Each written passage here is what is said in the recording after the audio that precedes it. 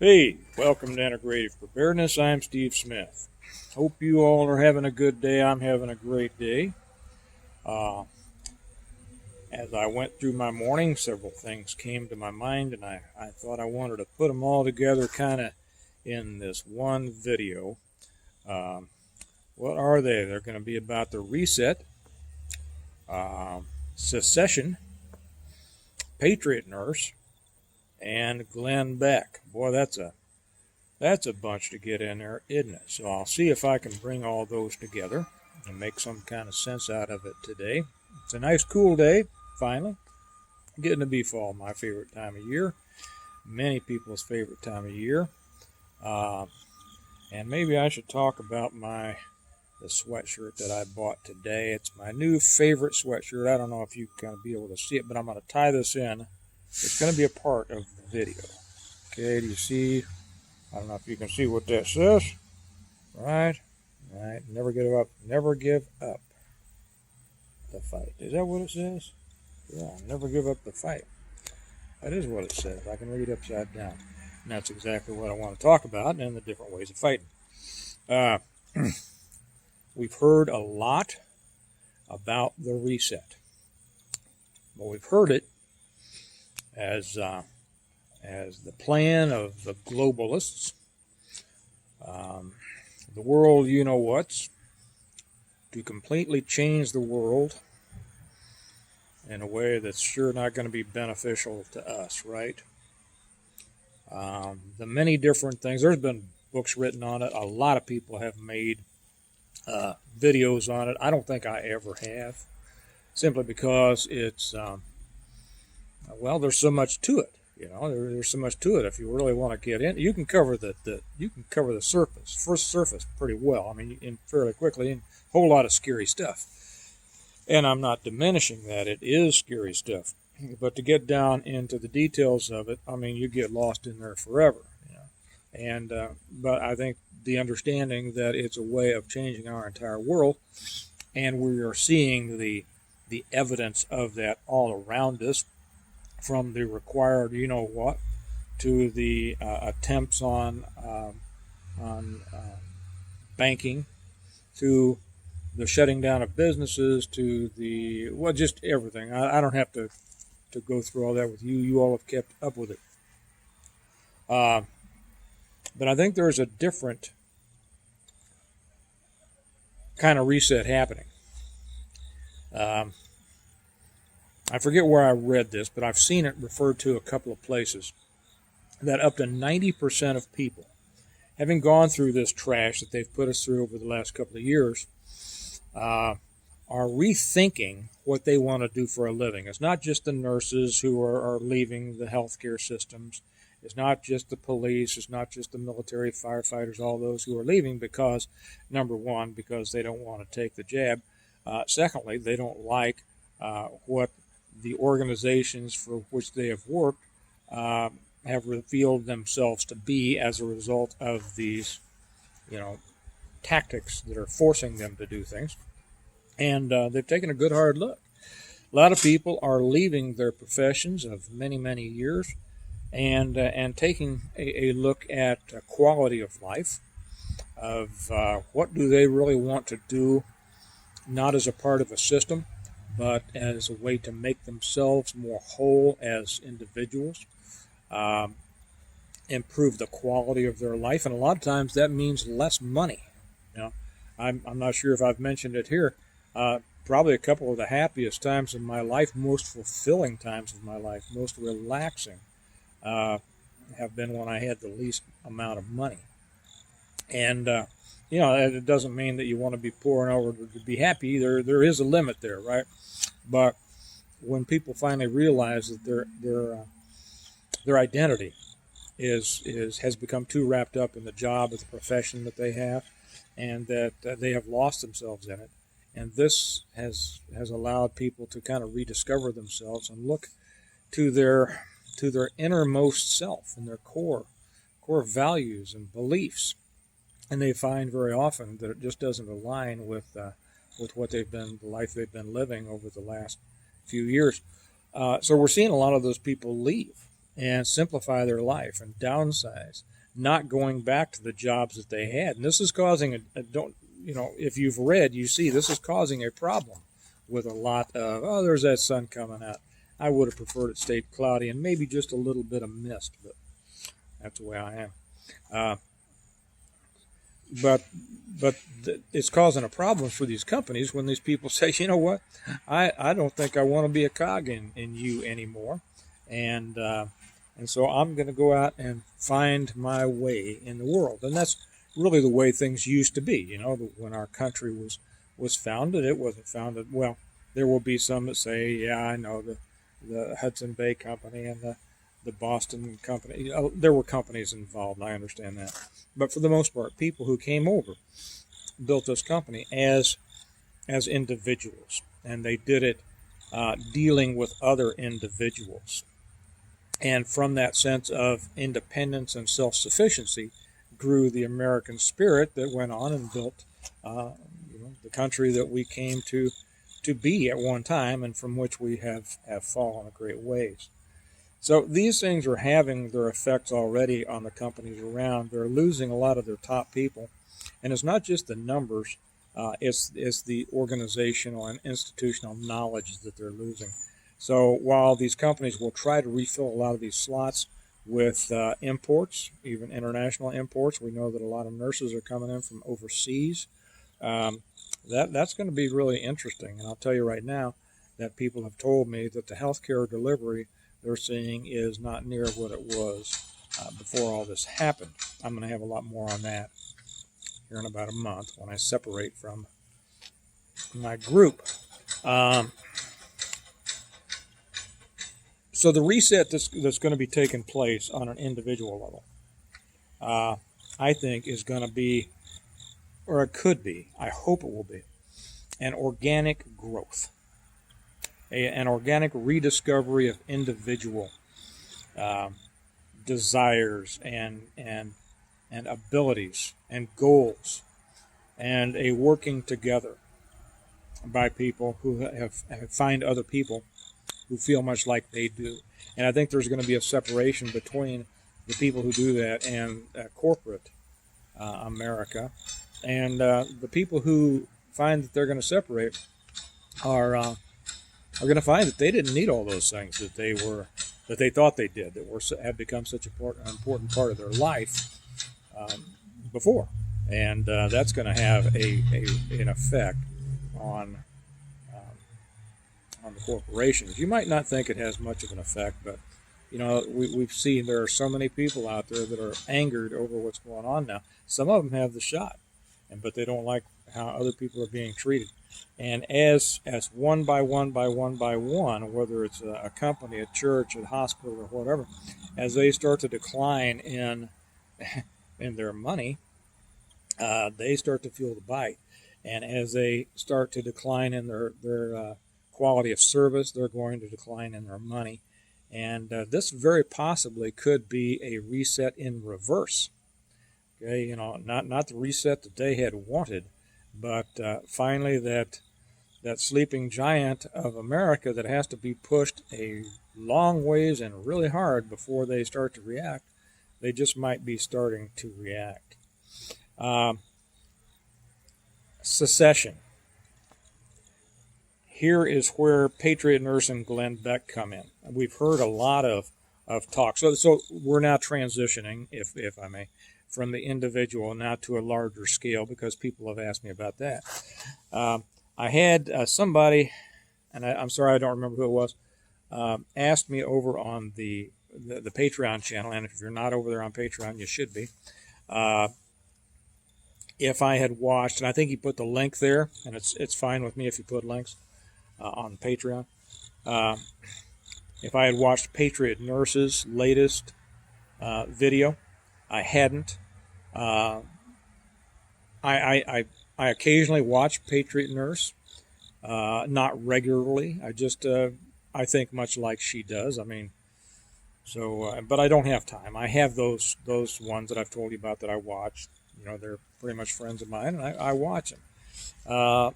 Patriot Nurse, I don't. I do it when occasionally if I have a little extra time. It's not that I don't like her. I think she's very smart. She's she is smart.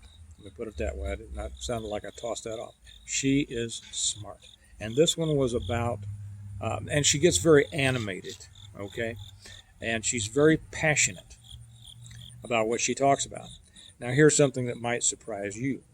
I am just as passionate as she is, but I don't show it. Okay, I'm a laid-back passion, I guess you could call it. But when I say that she's passionate, I don't want you to think that I mean that in a derogatory way at all, because I think that that's good.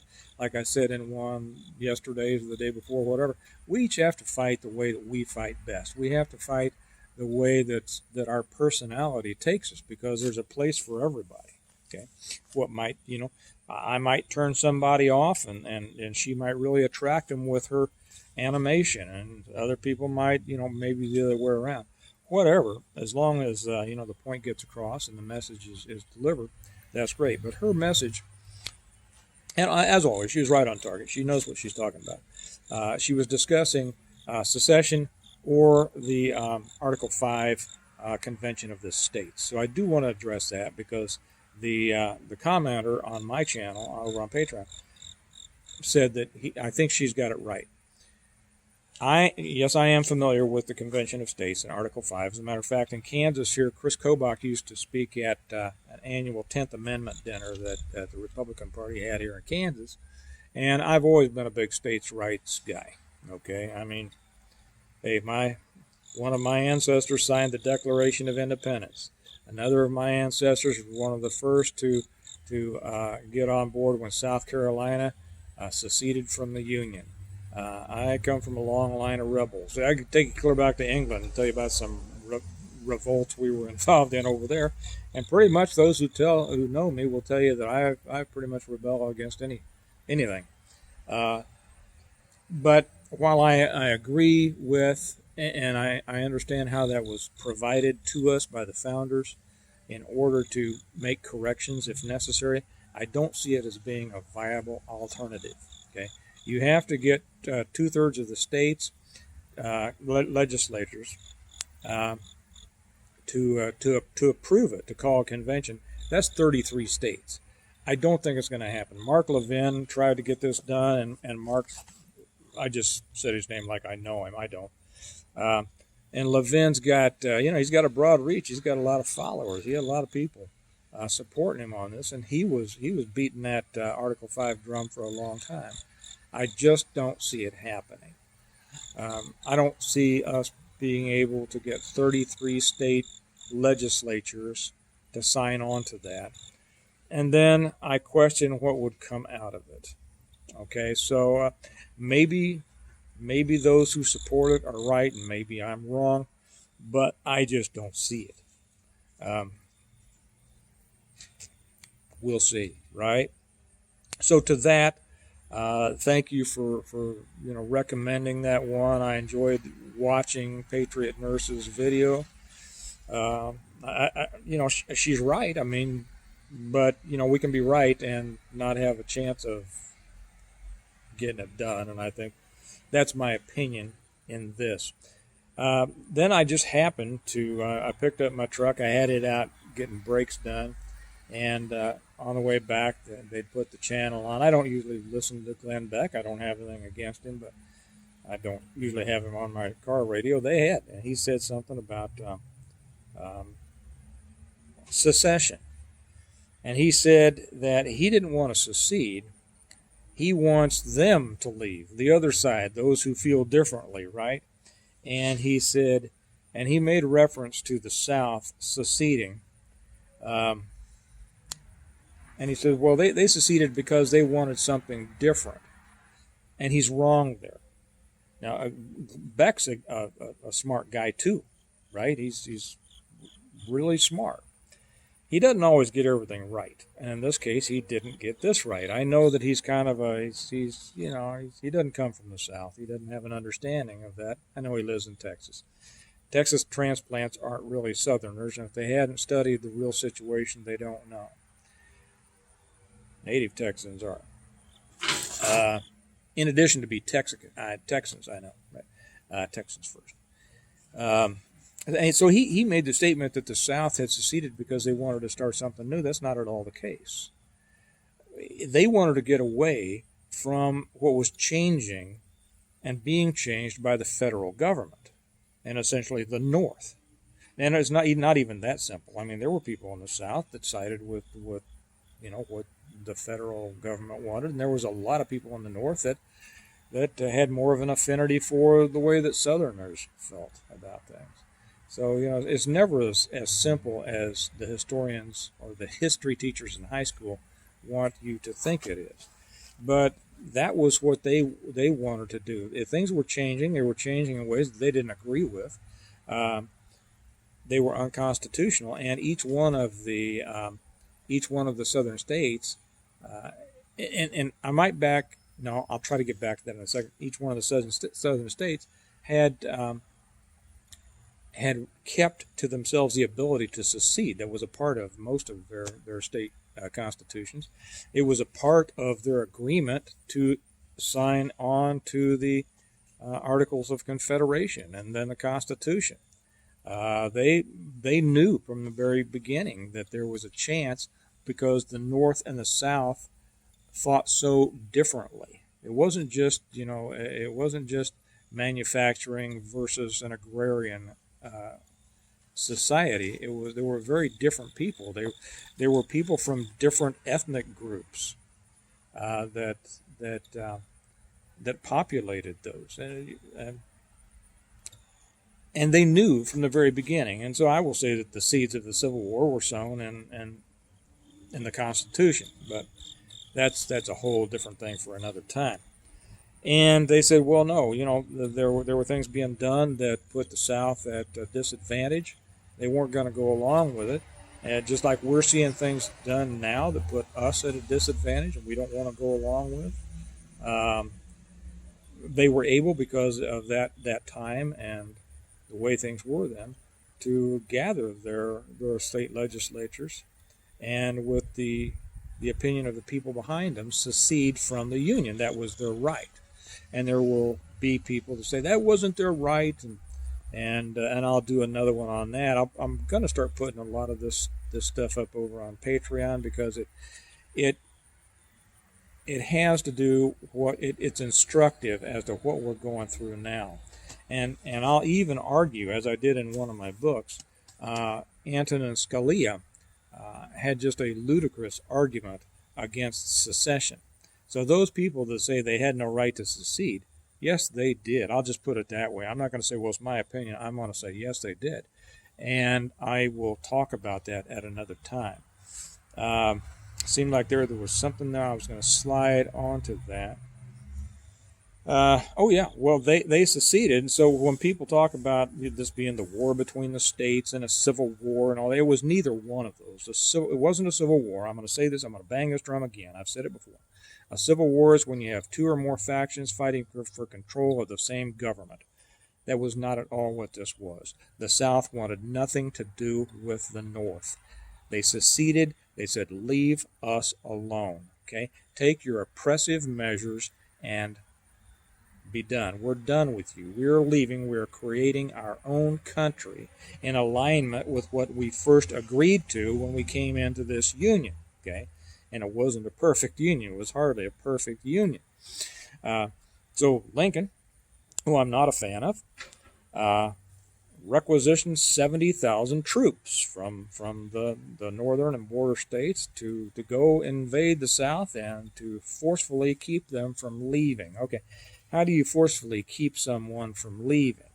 If your wife or your husband wants to leave you, how do you forcefully stop them from leaving you, and what's that called? Okay, the South has simply said, first 7 states, and then more got involved. We're done. We are no longer a part of the United States of America. We are forming the Confederate States of America. Okay, we have our own government. We have a president. We have a vice president. We have a secretary. We have all that stuff, and so we are different. So Lincoln requisitions all these 70,000 troops from the states and the state militias to invade the South, which was no longer a part of the Union. many of the states, in case any of you think that it was a cut and dried thing, many of the states wrote Lincoln letters saying essentially, up yours. I can't believe that you are going to use troops, federal troops, to attack other Americans. Okay, that was a general feeling. This business about anti-Confederacy is something that was just starting to drum up in, to be honest, the 70s and the 80s, and it just started getting full bore when these people started wanting to, well, we'll get into that another time. So he got his troops, and he invaded a country, a different country. He invaded a country called the Confederate States of America. He invaded another country. Now that war was a horrible war. The aftermath of it was horrible. I'll save that for another time. What Sherman did in his march across the South, my family lost a lot of stuff down there. And what they did to the South was just unforgivable. Even what they did here, I'll talk about Order Number 11, which they did right in this area in 4 counties on the border with Kansas, 4 counties of Missouri on the border with Kansas. These things, I'm going to stop there because any one of those I could talk for an hour on. This conflict, it didn't start in 1861. It didn't start in the 1850s. It didn't start in the 1840s or 30s. It started before then. What we're seeing now, I think, is not the beginning of this, but it's still in the first part of enough people. And in this case, it's not going to be defined as easily by, as the Mason-Dixon line. We're starting to see enough people become upset enough that a movement will now start growing faster and faster and faster. It could build up to, let me put it this way, I fully expect it to build up to a war. Fully expect it. I don't hope for it, but I don't see any way out of it. There is no way the other side is going to stop unless they are stopped. Okay? And there's no way that people who feel like we do are going to stop resisting. There's no way we are going to knuckle under to what they want. Now this brings us back to what do we do about that? Excuse me. Let me take a sip here. I'm talking too fast and too much. One more, and that'll be good.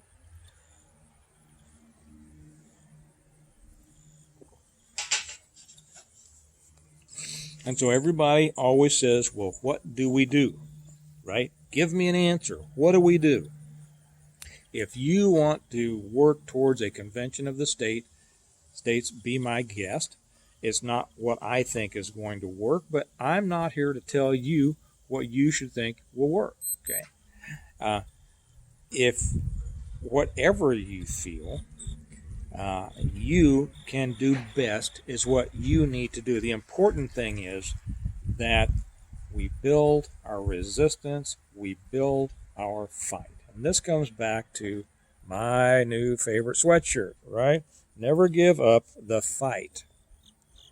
How do we do that? We spread our message everywhere we can. We talk about it. We stop being quiet. That doesn't mean that we get up and holler and scream in people's faces, things like that. I've always said, like Christ said, be a fisher of people, not a hunter of people. Don't track them down and shoot them. Do something that attracts them, educates them.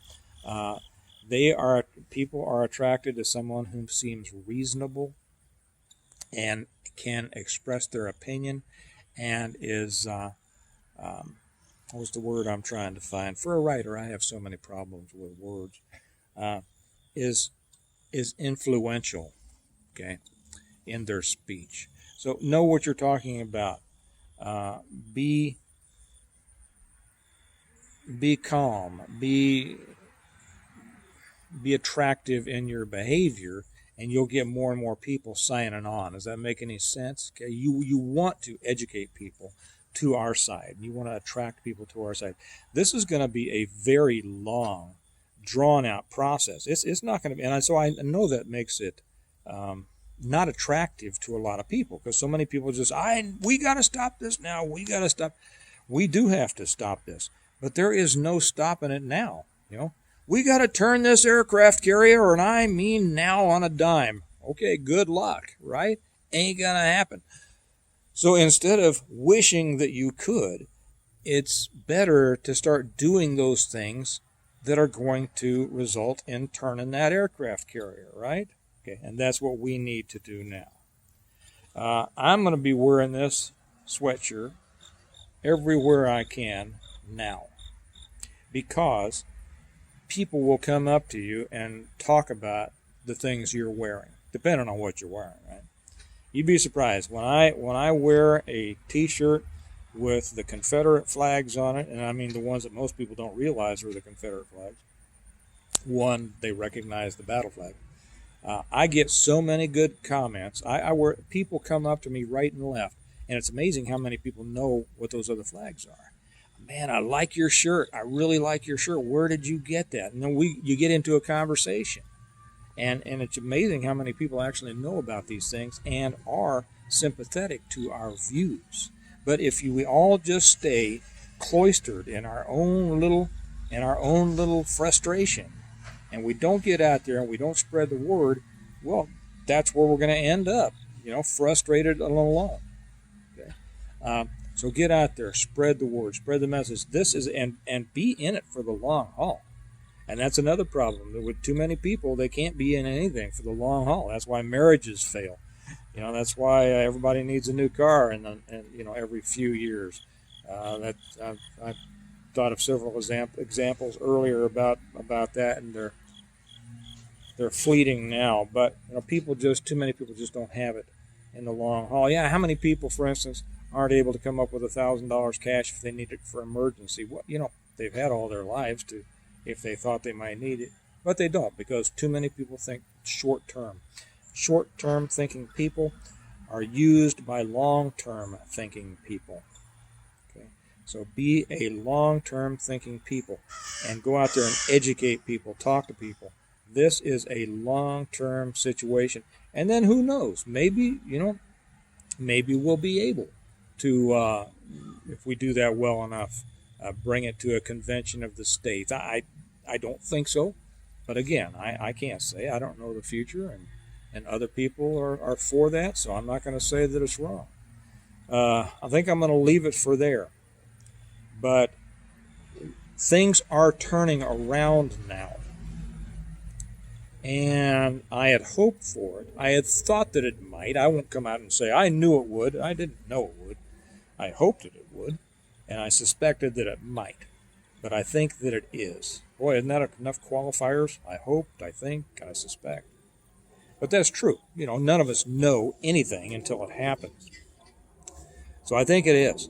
And now is the time to go out there and become more part of it if you can. Okay, and how can you do it? Comment on these videos, not just mine, but other people that you watch and like.